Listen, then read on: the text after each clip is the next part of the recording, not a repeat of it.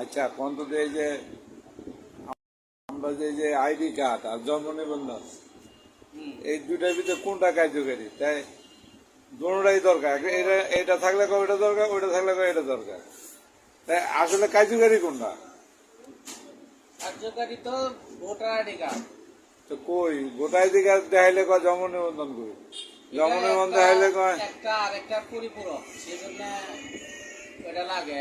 মনে করেন স্বামী স্ত্রী একটা সংসার গুছাইতে হলে স্বামী স্ত্রী না, একটা দরকার। পরিচয়পত্র ব্যাপারে তো দুটো দরকার না। এই হিসাবে স্বামী স্ত্রীর হিসাবে আমি মনে করি যে এই জন্ম নিবন্ধন যদি স্ত্রী হয় তাহলে সেটা হলো স্বামী, আর এটা যদি স্বামী হয় তাহলে সেটা স্ত্রী। না না এটা তো বাংলাদেশের ভিতরে হয়রানির সৃষ্টি হইতেছে, মানুষের হয়রানি হইতেছে। কারণ হচ্ছে এটা দুইটা যে কোনো একটা হইতে, বিদেশে তো এরকম না, বাইরের ব্যাপারটা এরকম না। তো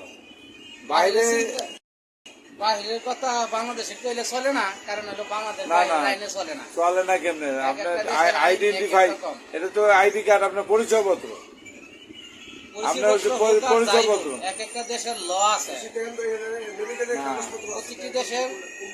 প্রতিটি দেশের ল আছে, ওই ল অনুযায়ী হবে। এখন মনে করেন বাংলাদেশের সংবিধান যেভাবে এই দেশের সরকার সাজাইছে ওইভাবেই চলতে হবে। এখন মনে করেন সৌদি আরবের আইন হইল একরকম, তারপরে দেখেন অন্যান্য দেশের আইন হইলে আরেক রকম, ইন্ডিয়ার আইন হইলে একরকম, বাংলাদেশের হইলে আরেক রকম। না, তবে এখানে কথা আছে আপনার আইডি কার্ড যে পরিচয়পত্রটা ব্যাপারটা হলো কি, এই যে জন্ম নিবন্ধন থাকলে কয় আইডি কার্ড লেন, যে কোনো কাজে দেবেন। আবার আইডি কার্ড থাকলে কয় জন্ম নিবন্ধন দেন। আমি কইছি কোনটা, তাহলে কার্যকারী কোনটা? একটা হওয়া দরকার, বুঝছেন? আগে তো ওই যে আমি তো দরকার না, দুটার মধ্যে মিল আছে কিনা।